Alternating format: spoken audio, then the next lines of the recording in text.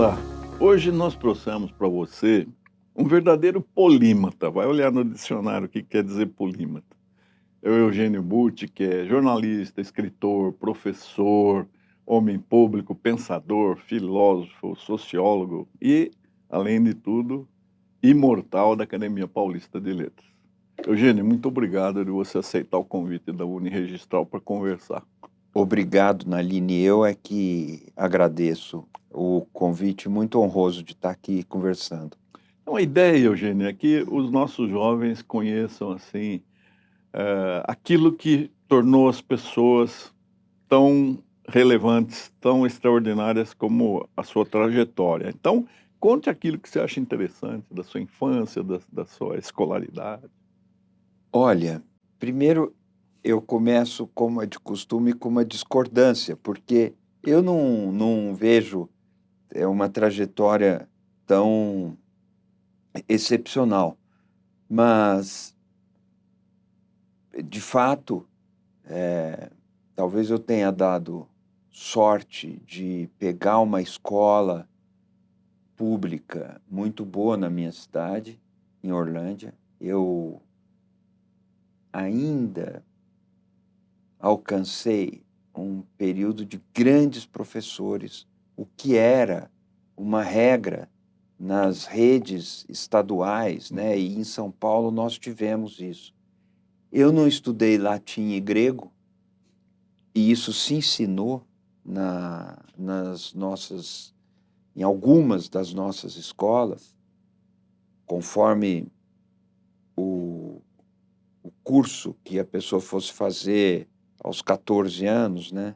A partir dos 15 anos.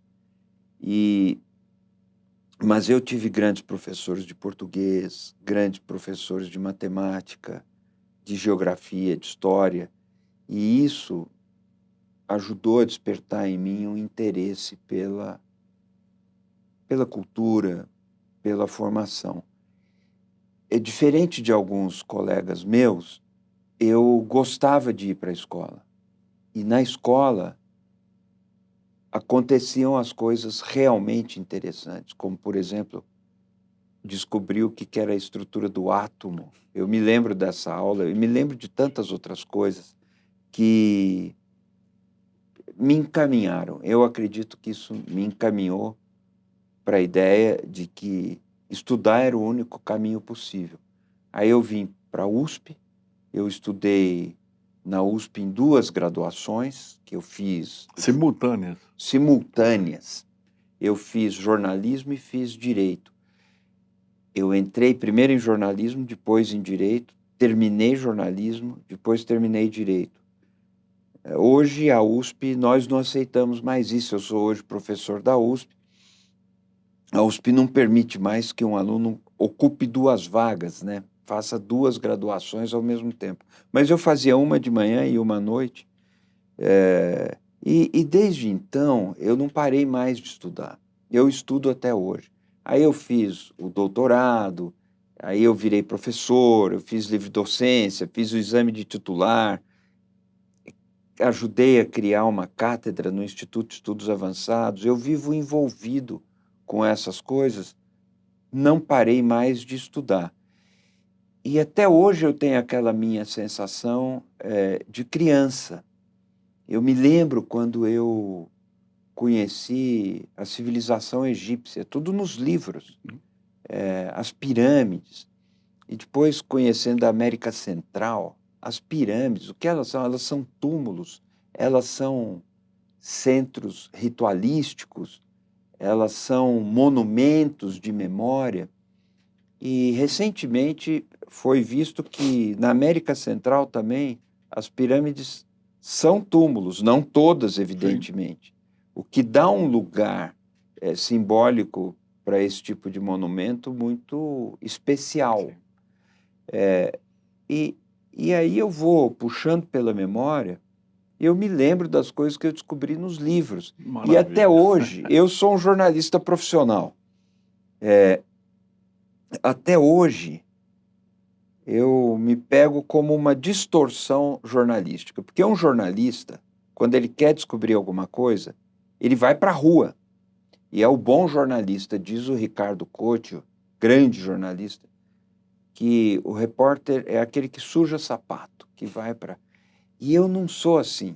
A minha primeira tendência, quando eu quero descobrir alguma coisa, é ir para os livros. E muitas vezes eu fiz reportagens, fui para lugares incríveis que eu adorei, mas a minha primeira tendência, a minha primeira inclinação é ir para os livros. E aí eu vou descobrir o que não existe, Vocês sabe? viram? Vocês viram? Livro, nada substitui o livro, viu? Não é aquela pesquisa rápida nas redes sociais. Ah, não, não. Mas hoje também as redes ajudam muito, né? Uma coisa como Enciclopédia Britânica era a nossa companhia. Tinha que ter Enciclopédia Britânica. Eu me lembro quando eu comprei a primeira Enciclopédia Britânica, depois eu comprei num CD-ROM, que ela existia também no CD-ROM, paguei muito caro e depois ela foi para a internet, né? Surgiu o Wikileaks, que é um projeto maravilhoso, e se dizia muito que ele era menos confiável do que a Enciclopédia Britânica, e havia motivos para que as pessoas tivessem esse tipo de cautela. Mas o Wikileaks, não, a Wikipedia, eu estou dizendo, não o Wikileaks, a Wikipedia.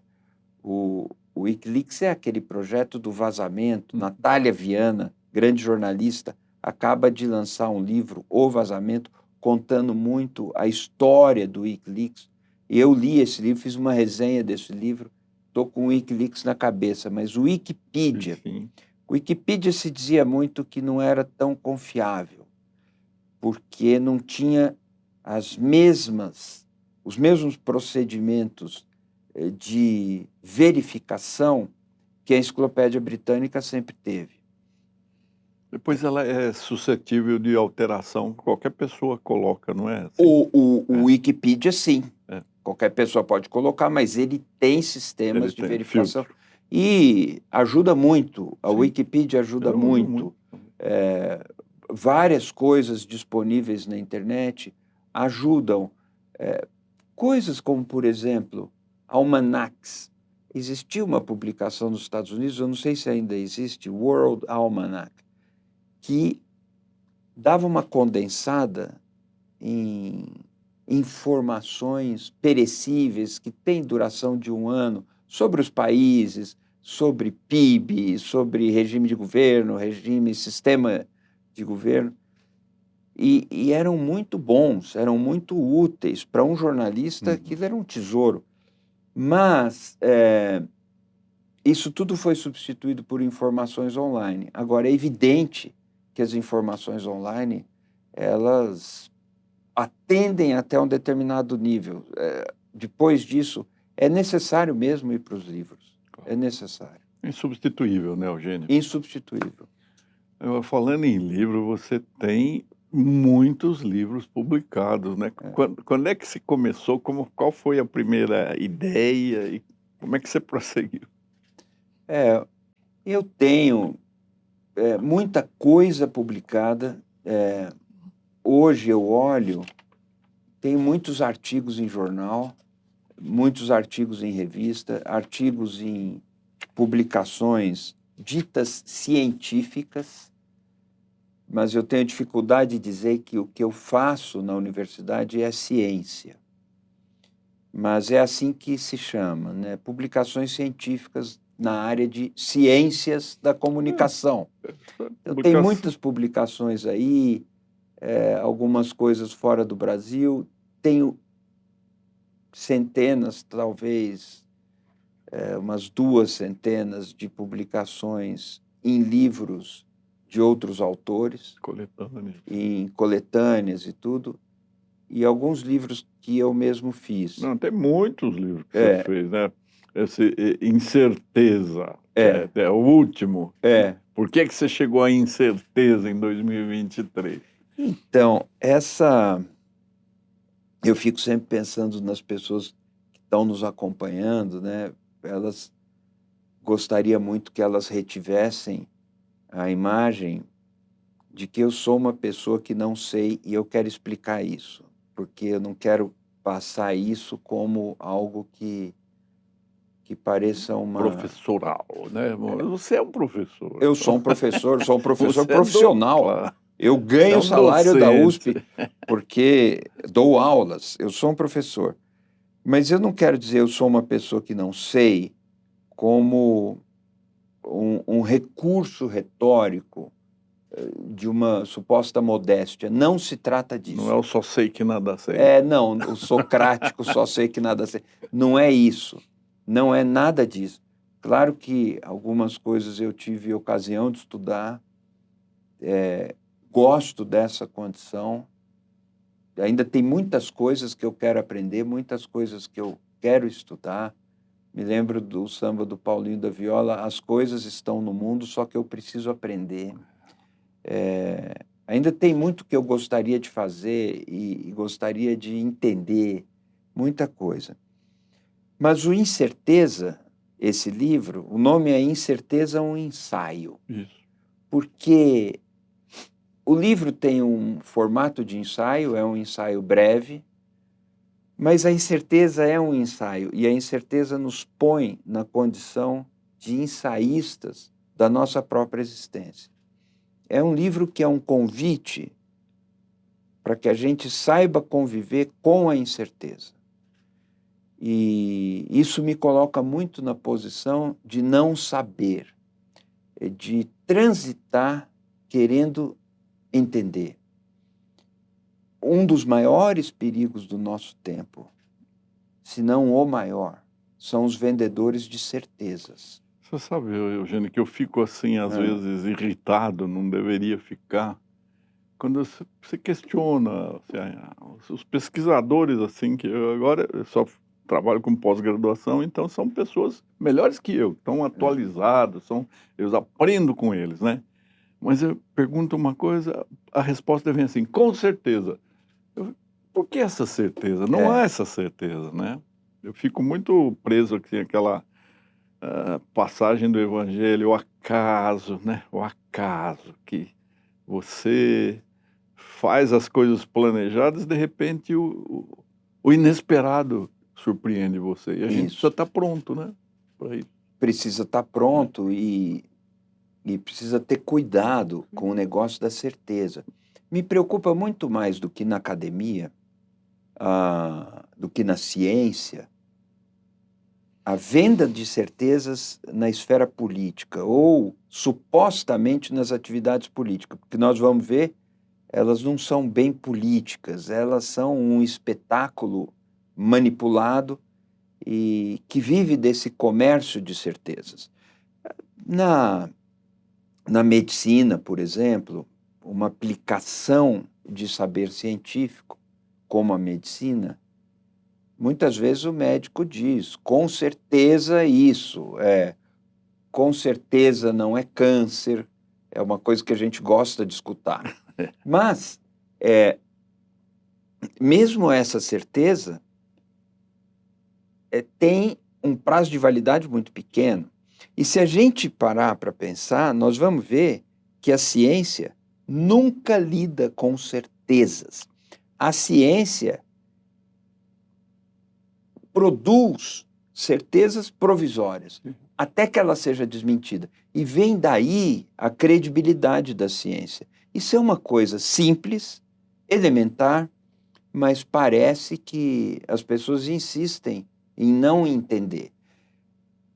Uma verdade científica. Uma verdade científica é uma expressão contraditória em si mesma, né? É um oxímoro, como diriam, mas ela, se é verdade, assim, definitiva, ela não é científica. E se ela é científica, ela é falível. Sempre sujeita. Ela está sujeita a ser desmentida. Isso é muito importante para nós. Eu diria, é desesperadoramente importante. Nós temos que entender que não existem certezas definitivas até onde a gente alcança. Aí, alguns dirão que há certezas definitivas no campo religioso, na esfera mística. Aí é a fé que entra, a crença, o dogma, ele precisa de fé para prevalecer, né? Para Isso. ter subsistência, senão você vai questionar. Mas, Eugênio, você estudou também direito, né? Foi É, presidente do 11 de agosto, né? foi. E nessa linha da incerteza, eu fico, às vezes, perplexo com a exigência de segurança jurídica. Eu falo, num mundo inseguro, num mundo que está sujeito a tantas vicissitudes, eu hoje muito pensando nas emergências climáticas, como é que você vai querer segurança jurídica, né? Não é uma utopia, uma coisa quase intangível, segurança jurídica. O que que é? É a inflexibilidade da lei? São sentenças, todas elas iguaizinhas, baseadas numa realidade que é diversa em cada caso. Não é É um estranho? tema, olha, vindo de alguém, essa observação vinda de alguém com a sua trajetória no mundo da justiça, como juiz, como desembargador, como alguém que presidiu um tribunal tão grande, o maior do Brasil, não é mesmo? Com o maior, o Tribunal de Justiça de São Perigo de Paulo. ser o maior do mundo. Assim, em termos de desembargadores, juízes de segunda instância, não há outro com 360 desembargadores. É O que uma, lembra a Corte de Unificação italiana, mas ali eles falam circa de 340, é, é tudo circa de, não é muito exato o número. pois é, eu jamais discutiria a Não, sua avaliação, mas vamos pensar um vamos, pouco. Vamos pensar um pouco. A segurança jurídica, eu posso entendê-la como uma expectativa justa, legítima, de que eu não vou ter uma surpresa surrealista, absurda, né? Então, eu sei que nesse país, nesse ordenamento jurídico, essa tradição, essa jurisprudência me asseguram que é razoável que eu tenha certa expectativa em relação. Agora, a segurança jurídica, ela também não pode ser entendida como a desnecessidade de um julgamento. Se existe um julgamento, existe um incerto aí, existe algo que requer uma solução, existe uma dúvida, existe uma disputa e ela terá um encerramento. Ora, se existe um julgamento, é porque a incerteza existe e porque a segurança jurídica não será de 100%. Né? Eu acho que há uma má compreensão, mas aí eu te peço para me corrigir. não, Acho que há uma má compreensão do que seja segurança jurídica. Segurança jurídica não é 100% de certeza que eu vou ganhar a minha causa. Não pode ser. eu acho que há um exagero hoje do sistema justiça por causa de alguns fatores. Um, nós conversamos aí, o excesso de faculdades de direito. É, Outro é você adotar um sistema bizarro de 4 instâncias, né? Todo mundo se contenta com a segunda instância. Aqui nós criamos o STJ, terceira instância. Depois vai tudo para o Supremo, quarta instância. E um sistema caótico de recursos. Você pode reapreciar, reapreciar. O mesmo tema merece dezenas de respostas, né? Os embargos de declaração. Então, eu acho que as pessoas deveriam pensar que a melhor forma de chegar a uma solução plausível, possível, seria através do diálogo, né? De uma composição. E isso a justiça convencional, ela ainda tem resistência. Não é bem aceito pelo juiz, pelo promotor, essa tentativa de composição consensual das controvérsias. pois é, eu compreendo perfeitamente a inquietação. Em algumas áreas, a gente poderia ter uma esperança de superação. Porque se nós formos ver o volume de causas que vão para o Supremo Tribunal Federal, é impensável. Se nós compararmos esse número com o número de causas que sobre para a Corte Suprema nos Estados Unidos, a gente tem uma ideia do disparate que Sim. é. O Supremo no Brasil julga muita coisa, muito mais do que teria que julgar, e a Corte Suprema dos Estados Unidos só julga estritamente matéria em que, de verdade, Sim. um preceito constitucional fica posto em questão. Mas eu acho que o papel das Supremas Cortes é esse mesmo, né? É esse, não, é uma corte constitucional. Claro. Corte constitucional, ela não deveria ser uma corte de recurso. Sim, sim. No Brasil, a ideia, me parece, e aqui eu fico tranquilo, porque falando na sua presença, eu sei que eu não vou cometer impropriedade sem ser corrigido, mas o tribunal, o STJ, o Superior Tribunal de Justiça, deveria ser a corte recursal. E o Supremo, a corte constitucional. Você sabe que na inspiração dos reformadores da justiça brasileira, na verdade, a profunda e reforma estrutural da justiça brasileira ainda não foi feita. Nós estamos devendo isso para a nação. Mas na inspiração, o Supremo seria a Corte Constitucional e o STJ seria uma corte de cassação da jurisprudência que não se afinasse, ou seria uma corte de unificação da jurisprudência no sistema italiano. Então, o Supremo analisa só aquilo que é inconstitucional ou que é constitucional, e o STJ, numa federação que tem 26 estados mais o Distrito Federal, cada um com seu Tribunal de Justiça, e nós só temos um Código Civil, um penal, um processual penal, um processual civil, você poderia ter leituras diferentes do mesmo dispositivo. O STJ serviria para unificar a jurisprudência. Mas não, ele se transformou numa terceira instância. E o Supremo não cede 1 milímetro de competência e absorve tudo. Então, essa discussão é difícil. Não é? E essa discussão é fundamental que seja dita. Não tem em mim um interlocutor capacitado, devidamente capacitado. Não, mas você tem a formação jurídica, foi Tenho. Presidente do 11 de agosto, tem que se interessar também. Mas eu Isso. acho, Eugênio, que você tem uma visão, por que eu falei que você é polímata? Porque você entende de tudo, fala sobre tudo, e eu acho que a gente tem que explorar você, não nessas questões jurídicas que são o nosso arroz e feijão aqui, né? Mas eu vi que você começou escrevendo poesia e não faz mais? Esse é um capítulo... Eu vou dizer sobre isso. Mas sabe uma coisa? Outro dia eu me lembrava de uma canção que fez sucesso nos anos 80, do Kid Abelha e os Abóboras Selvagens. Tinha lá um refrão, não era um refrão, mas os versos eram: eu sei de quase tudo um pouco e quase tudo mal. Eu tenho pressa, tanta coisa me interessa, mas nada tanto assim.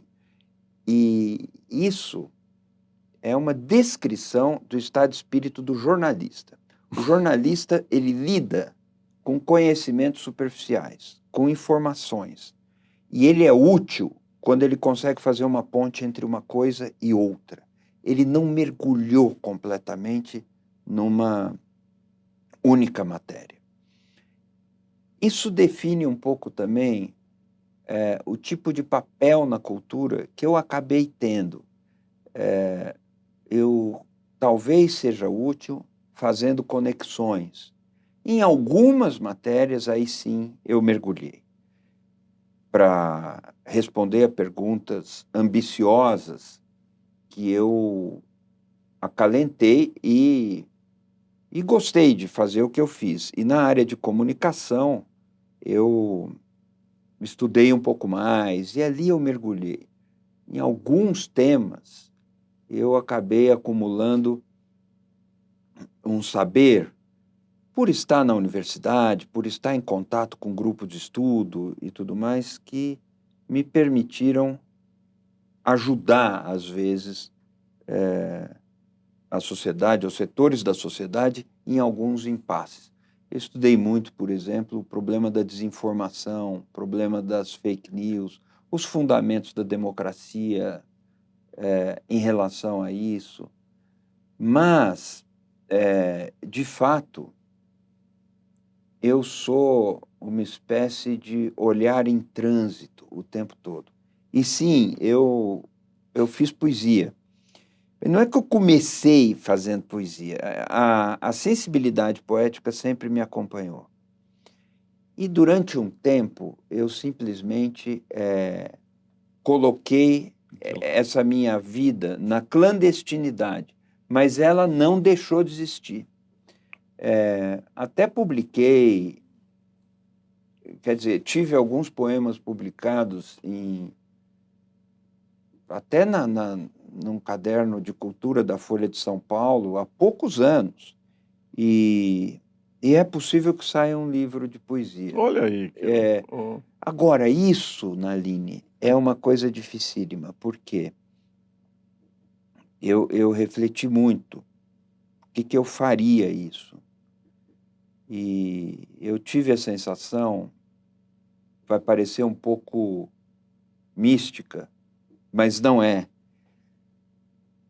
Tive a sensação de que se eu escrevi, em momentos às vezes difíceis, algumas peças que podem ser chamadas ou de poesia ou de antipoesia, que é uma categoria possível. Prosa poética também. Ou existe muito poesia em prosa, mas às vezes me dá a sensação de que eu tenho uma prosa em poesia. Agora, tudo isso é possível e tem muita gente que pensou sobre isso. São planos que não agridem as categorias da expressão literária, mas tudo bem. Me passou pela cabeça de que eu não poderia deixar sem tornar público, de alguma forma. Então, provavelmente o que eu vou fazer é um livro de circulação limitada. Outras pessoas já fizeram isso. Um grande jornalista, Ricardo Sete, grande jornalista, aprendo muito com ele, fez uma publicação que ele só usou para distribuir para alguns amigos. Eu não sei se eu vou fazer assim, mas já está na editora, está praticamente pronto. Mas eu vou fazer alguma coisa limitada. Porque a condição de escrever e publicar poesia é embaraçosa, é difícil. Existe uma crítica implacável, né, Eugênio? Porque eu não acho que aquilo que você produziu, que foi o seu íntimo ali, que extravasou, você sentiu necessidade de exteriorizar, né, intimidades, porque um pensamento poético é alguma coisa que está ali no recôndito do seu, uma coisa íntima. E, de repente, vem uma crítica técnica, né? Como se fosse duro. Eu acho que todos nós que lidamos com as letras, bem ou mal, sofremos esse tipo de coisa. Assim, é duro. O esforço é a gente gerar uma poesia que não seja tão estritamente confessional. Ela em mais de um sentido da palavra. Mas, enfim, só para te dizer que eu publiquei lá atrás um livro de sonetos, eu e dois outros sonetistas, que eram Aguinaldo Anselmo e Gomes Moore, que é o nome literário da Gomes Moore. E depois eu não fiz mais nenhum livro, mas isso ficou.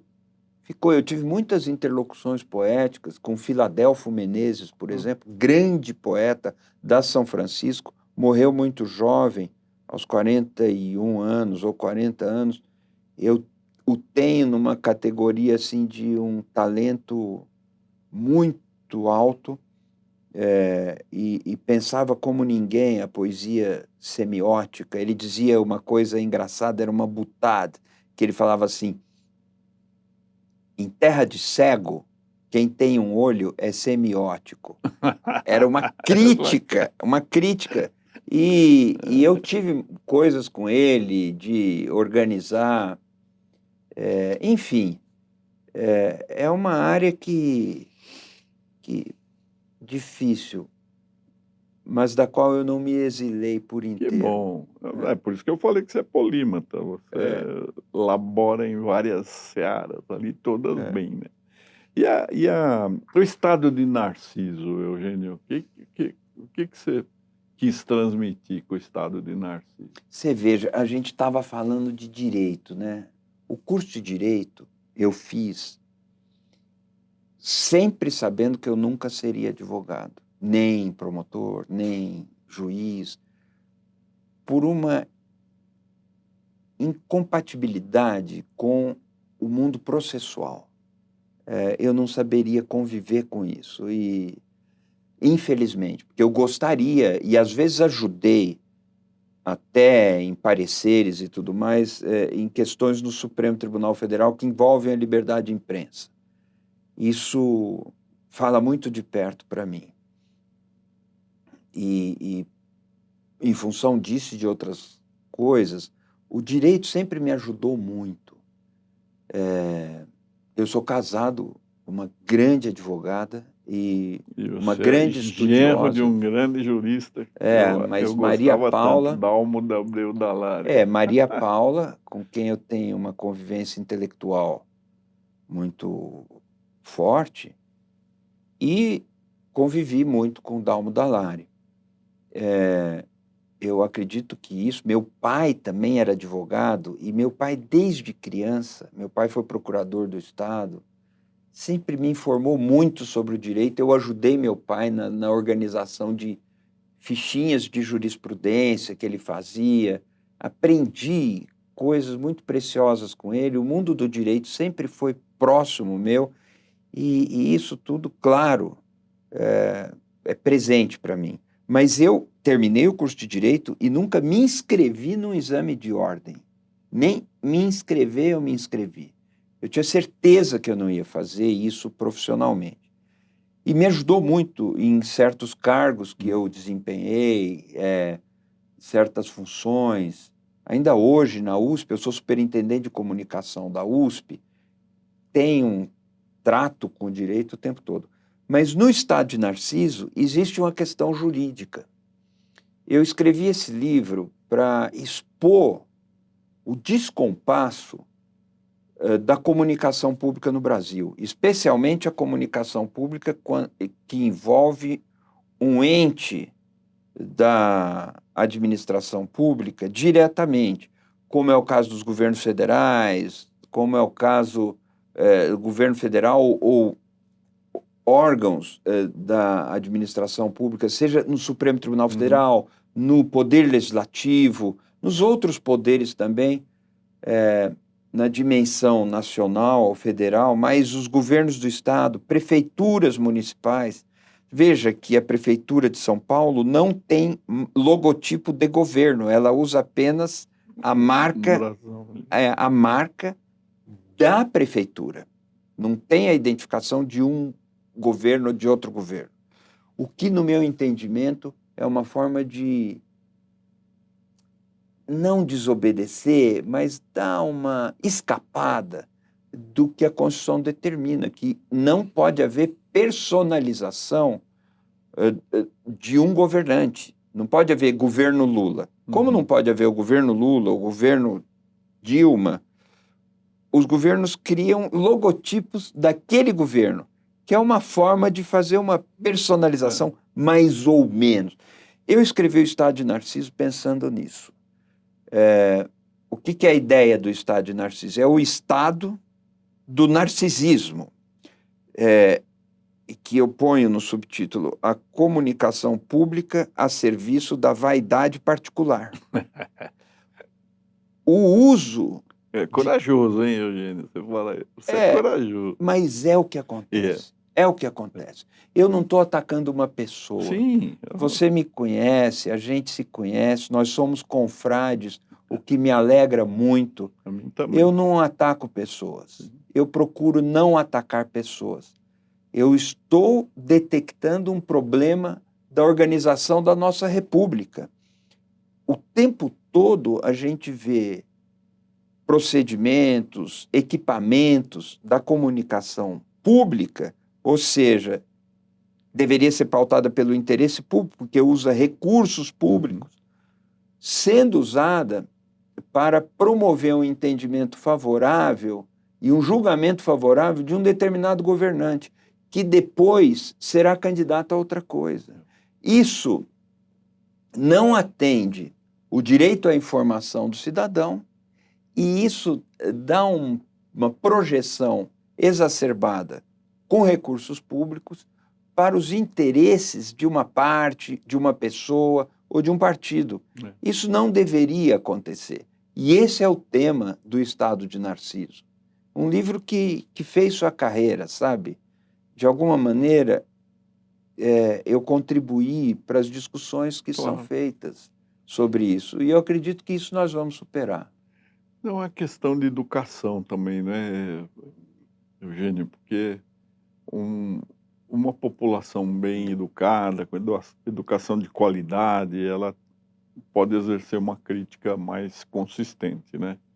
E quando você tem uma porção, uma legião de iletrados, de pessoas que não conseguem enxergar muito além do visual, nós temos, assim, possibilidade de oportunismos. Então, as pessoas se aproveitam disso. O território da política é polêmico, né? Ficou difícil. É um tema que nós vamos ter que enfrentar. Claro. Isso tem a ver com educação, mas tem a ver também com uma permeabilidade, uma flexibilidade, quase que uma complacência que a sociedade tem com relação a certos desvios. Eu me lembro quando eu fui presidir a Radiobras no primeiro governo Lula, e uma das coisas que ficava no meu campo de ação era o programa Voz do Brasil. E eu tentei muito tornar a Voz do Brasil menos um discurso de promoção, menos chapa branca. Chapa branca quer dizer a favor do governo e tal, e mais informativa, independente de governo. Não é um veículo que seria crítico, não se trata disso, mas que fosse útil para o cidadão.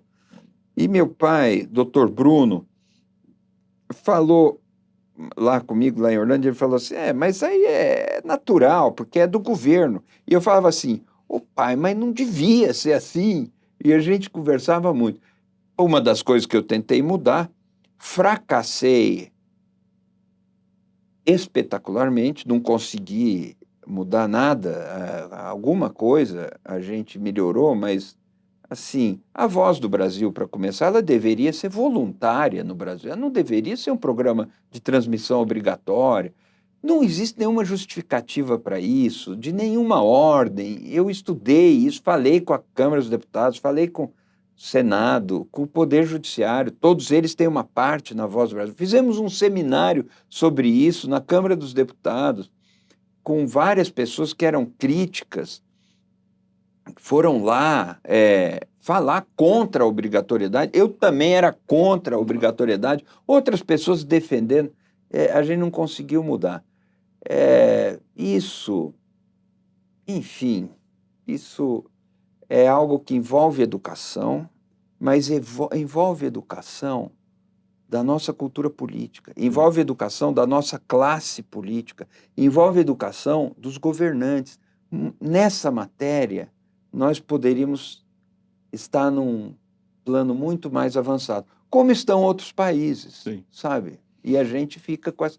Eu digo que o patrimonialismo, que foi já superado em tantos setores da vida pública brasileira, continua intacto quando o assunto é comunicação pública, porque o governante se apropria de bens públicos para fins privados. Não deveria acontecer. Agora, Eugênio, você teve uma atuação política desde da presidência do 11 de agosto, né? Por ali passaram figuras extraordinárias, que depois se destacaram também na vida política. E você não acha que nós temos, assim, ainda um resquício de monarquia nas nossas práticas, nas nossas praxes de incensar a presidência como se fosse ainda um imperador do Brasil? Há um livro de um americanista chamado Sua Majestade, o Presidente do Brasil, né? Então, existe esse culto natural ao poder, não é nem a pessoa, porque mudou o presidente, mudou o governador, mudou o prefeito, e no dia seguinte as homenagens estão lá. Há uma tática de homenagens ao cargo, à função, não à pessoa, né? Porque há pessoas que merecem esse culto, mas nem todas. E há uma certa concentração, assim, disso na União, né? Eu gosto de lembrar do Franco Montoro, que fala: ninguém nasce na União, ninguém nasce no Estado, as pessoas nascem no município, nascem na cidade. A cidade que deveria merecer o maior apreço. Vejo extremamente preocupado que mais de um terço da população não votou na eleição municipal, né? Se você somar mais de um terço, 34%, mais os brancos, mais os nulos, você vê que há um desinteresse muito grande pelo destino do lugar onde você mora. Não é terrível? Tem uma parte dessa sua apreciação que me chama a atenção, que é esse resquício de monarquia, né? E que a gente identifica no presidencialismo, especialmente. Muita gente no Brasil tem tentado atenuar os efeitos do presidencialismo. Outros países conseguiram isso. Algo me diz que, no próximo período, nós vamos ver uma exacerbação dos instrumentos do presidente nos Estados Unidos. Assim. Isso, agora, com a vitória de Donald Trump, ele chega ao poder vindo de um percurso depois do qual nada parece ter força suficiente para fazer um contrapeso ou para fazer uma limitação, né? Nós vamos ver, e a pergunta é de que forma isso vai acontecer, uma tentativa de um exercício de poder com menos freios e contrapesos, né? A expressão freios e contrapesos... Isso ficou muito claro, não se escondeu, não houve ambiguidade nenhuma, né? Isso. Foi muito claro ao dizer isso. Ele tem dito isso, ele negligenciou a questão do programa de governo, ele, assim, quase um Estado sou eu, né? A gente vai ver isso. Agora, muita gente tem muita segurança de que os instrumentos, os ritos, as instituições da democracia sobreviverão. É uma coisa a se ver. A constatar. A constatar. Mas a gente tem isso sim, uma certa idolatria. Isso se confunde com a personalidade e com o culto da personalidade, que aparece em vários movimentos políticos recentes e não deveriam mais acontecer, né? Saindo do absolutismo, aqui nos países ocidentais, a gente deveria chegar num estado de uma burocracia saudável, instituições fortes e menos personalista. Sim. O poder poderia ser exercido, em boa medida se conseguiu, mas essa é uma questão que assombra todo mundo. Você veja, na União Soviética já se falava que a burocracia vinda do czarismo tinha sobrevivido. E Stalin acaba concentrando teias de poder tão monumentais e tão penetrantes que fez o que fez.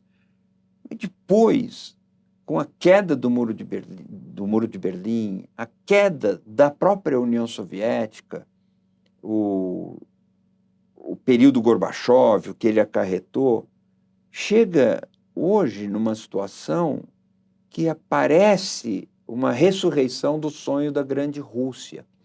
Dalmo Dallari, meu sogro, já no fim da vida me alertava muito para isso quando a gente conversava. Ele falava, não, mas tem o projeto da grande Rússia, é um projeto do século XIX que está sendo restaurado no discurso do Putin. E existe democracia hoje na Rússia? Eu diria não, não existe democracia. Existem eleições, mas não existe democracia. E nós temos, na figura do Putin, a figura de um czar. Claro que com todas as adaptações e sem fazer aqui nenhum anacronismo, né? Ele não é um czar, mas muito do entorno e muito do aspecto do poder que ele concentra lembra o czar. Assim como a figura dos governantes chineses lembram os imperadores da China. E a gente tem isso. Um presidente da República no Brasil tem traços um pouco imperiais. É uma coisa que faz pensar. E eu acho muito pertinente. Agora, Eugênio, você que trabalha com a veracidade, com a verdade, com a informação, né? E você teve vida bem ativa junto a um partido, né? Eu estranho que os partidos tenham um percentual, parece que de 20% dos fundos para suas fundações, para a Fundação Perseu Abramo, para a Fundação Tancredo Neves, tem os nomes aí, né? Eu não tenho visto preparação de lideranças, não só políticas, mas preparação de cidadania. Será que os partidos têm feito isso? Porque é uma verba bem considerável, né? Olha, é difícil. Eu não tenho acompanhado isso diretamente, mas indiretamente eu posso dizer que sim. Eu tive uma atividade partidária, eu fui filiado ao PT, eu demorei para me filiar, porque o partido foi fundado em 1980, eu acho que eu me filiei em 1982, 1983, mas eu encerrei minha atividade partidária em 1986, 1987. Nunca mais eu exerci nenhum direito e nunca mais eu cumpri nenhum dever de filiado.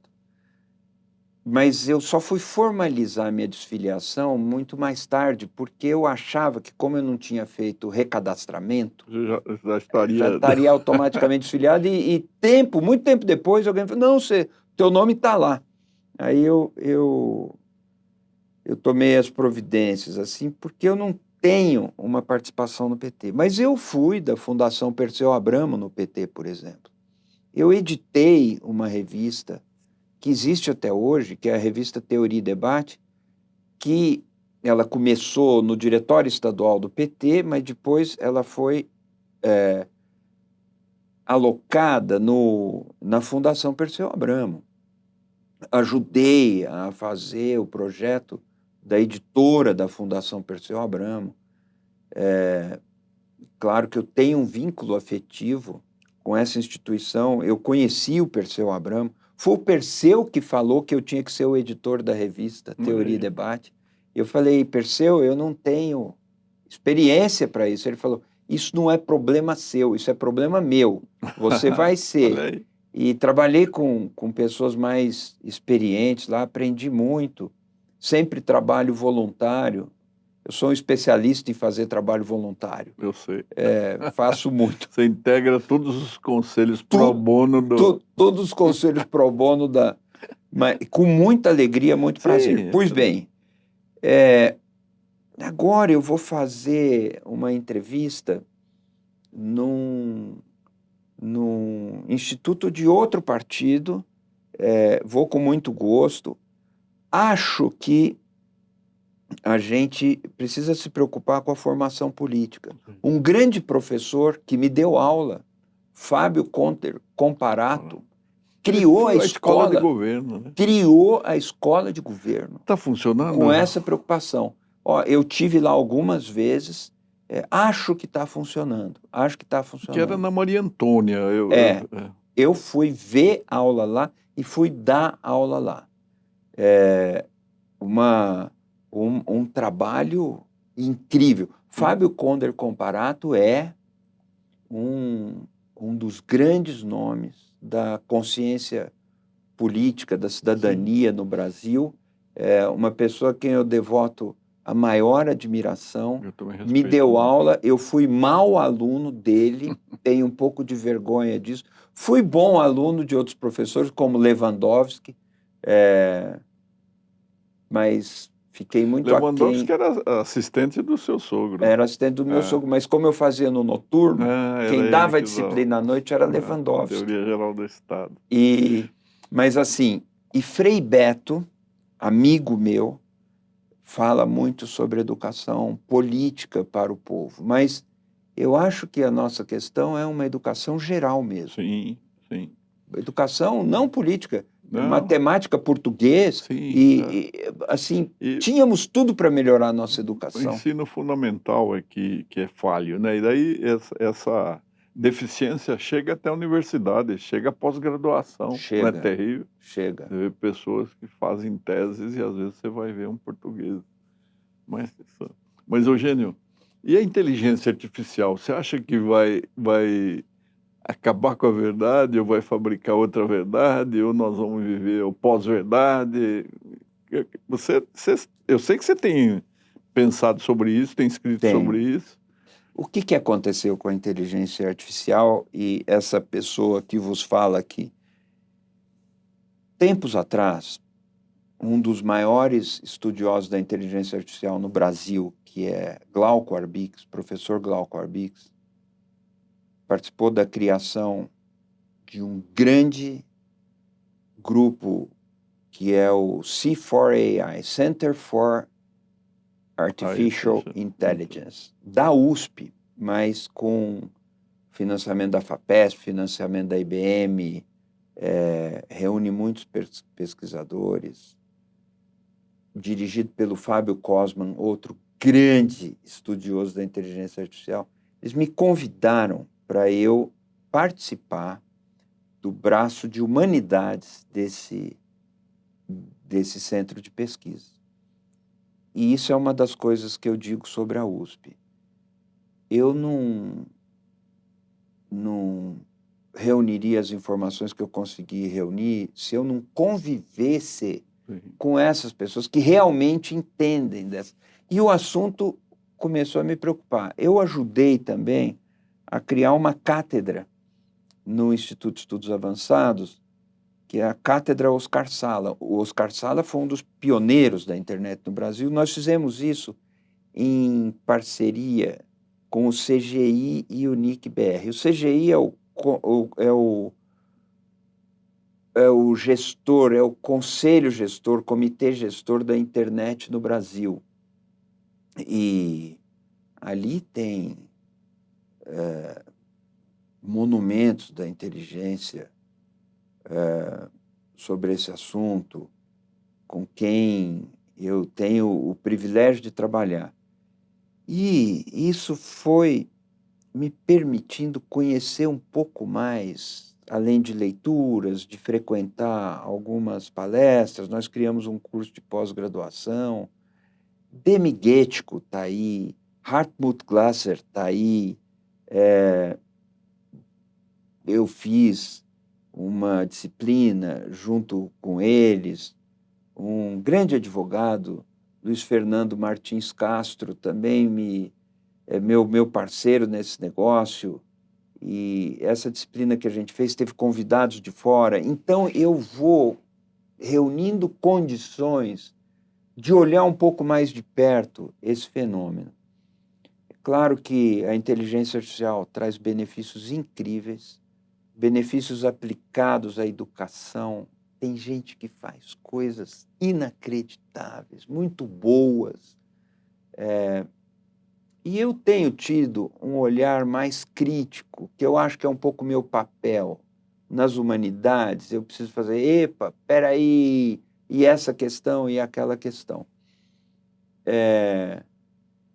Existem estudiosos com muita quilometragem que têm uma preocupação de uma ruptura no lugar até hoje ocupado pelo ser humano, de tal maneira que máquinas poderiam tomar decisões. Eu quero deixar isso aqui como uma preocupação, não é um interdito, Sim. é uma preocupação.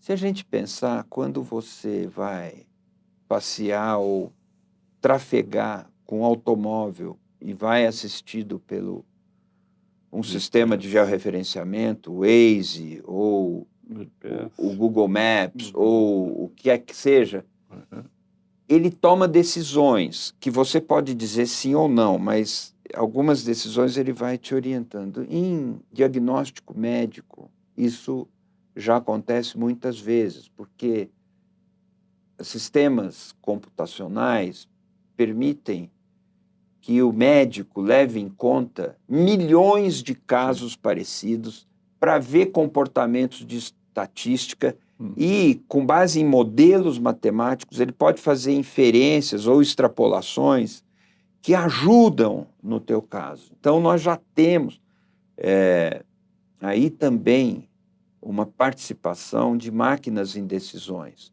E nós teremos, nas decisões jurídicas, decisões de investimento já são, em boa medida, alimentados por isso. Então, nós podemos fazer uma projeção maior e perguntar, mas o Supremo Tribunal Federal ele pode ser substituído por um algoritmo? Tecnicamente, a resposta não é fácil. Vamos reduzir um setor do Tribunal de Justiça aqui em São Paulo. Ele pode ser parametrado ou parametrizado por ferramentas dessa natureza? Tem muita gente pesquisando isso. Então, nós seremos governados por máquinas? Essa pergunta, ela precisa estar presente. Não é que isso seja o apocalipse, não é assim, mas é uma pergunta que precisa estar presente. E essa pergunta tem me acompanhado. Olha, e você está estudando isso? Às vezes menos, mas Não sai do seu radar, não né? sai do meu radar. Isso... Eu acho que a gente está vivendo um mundo novo, por isso que aqueles cientistas, no ano passado, pediram um hiato de 6 meses, né? Aquilo, Lembra? sem te interromper, mas te Não, interrompendo exato. muito rapidamente. Aquilo é muito curioso, Não é? porque vários executivos da indústria e vários cientistas e vários estudiosos que não são dessa área, mas têm algum peso, assinaram aquele abaixo-assinado. Mas o que me chamou a atenção é que Elon Musk, o dono do X, né, do ex-Twitter, assinou também. Por que ele teria assinado? Essa é a pergunta. O que o abaixo-assinado pedia era uma trégua de 6 meses. Eu fiquei com a hipótese, nunca tive uma resposta, que ele assinou porque ele estava atrasado na concorrência. Era para Ele poderia, nessa trégua, recuperar algumas posições perdidas. Né? Mas, assim, aquilo foi impressionante. Impressionante mesmo. E você viu que ele se lançou como esperança política norte-americana, estimulado pelo resultado da eleição presidencial. Aguardem que eu chegarei. Mas isso é assunto para uma outra conversa. Mas o Eugênio, vocês precisam ler coisas dele, viu? Ele tem coisas maravilhosas, né? Já falamos da Incerteza, um ensaio, a superindústria do imaginário, existe democracia sem verdade factual, a forma bruta dos protestos, o estado de Narciso que nós já falamos, a imprensa e o dever da liberdade, mas tem muitos outros livros. Vocês procurem Eugênio Butti, leiam e depois vocês vejam quem vocês tiveram oportunidade de ouvir hoje, né? Aqui na nosso encontro aqui do Café com o reitor da Uniregistral. Eugênio, eu sempre peço para os nossos convidados deixarem uma mensagem para esses jovens aí, né? Eles aprenderam agora a conhecer você, espero que leiam seus livros, acompanhem seus artigos no Estado de São Paulo a cada 15 dias, sempre muito consistentes, instigantes, né? O que você diria para eles? É difícil, assim, eu gostaria de dizer para eles que a vida vai triunfar. Eu gostaria de dizer isso. Ao mesmo tempo, eu sei que nós vivemos num período de atribulações desconhecidas. Se nós pegarmos uma questão sobre a qual você tem se debruçado exemplarmente e com muitos ensinamentos, que é a questão climática ou a emergência do desastre climático. Alguns já estão falando em desastre climático. Eu tive agora, no final de semana, com o Sérgio Abranches, num festival literário, e ele, às vezes, falava a emergência climática pode ser vista como desastre climático. O que vai acontecer? Muitos jovens manifestam uma dúvida. Eu posso ter filho? Devo ter filho? Ou não devo ter filho? O que vai acontecer? Eu acredito que isso eu gostaria de deixar. Acredito que a humanidade atravessou situações dificílimas e, por meio de conhecimentos dos quais nem se suspeitava antes, descobriram-se trilhas de superação, de escape. E eu acho que isso poderá acontecer. Nós temos muitas incertezas hoje, a incerteza climática, a incerteza política, incertezas econômicas, incerteza sobre a paz. Nós temos 2 guerras muito perigosas em curso no Oriente Médio e na Ucrânia. Nós temos lugares em que o genocídio ainda acontece, são situações dolorosas, a fome ainda é uma tragédia no mundo, mas o que eu gostaria de dizer é que a vida triunfa. De alguma maneira, a vida triunfa e o espírito forte, ele atravessa paredes, sem nenhum misticismo, sem nenhum toque de autoajuda, porque eu não faço, não é algo da minha capacitação profissional, não é isso, mas o espírito forte atravessa paredes e a vida triunfa. Eu gostaria de deixar isso para as pessoas. Viram? Gostaram? Eu acho que o Eugênio tem razão, nós temos que acreditar numa vereda salvífica, mas a gente trilhá-la também, ajudar a ciência, ajudar a academia, ajudar os pensadores, ajudar os filósofos. Então, nós conversamos com o Eugênio Butti, tenho certeza que vocês gostaram. Recomendem para os outros, porque fica liberado no YouTube, que vocês sabem, né? E até a próxima vez. Obrigado, Eugênio. Muito obrigado.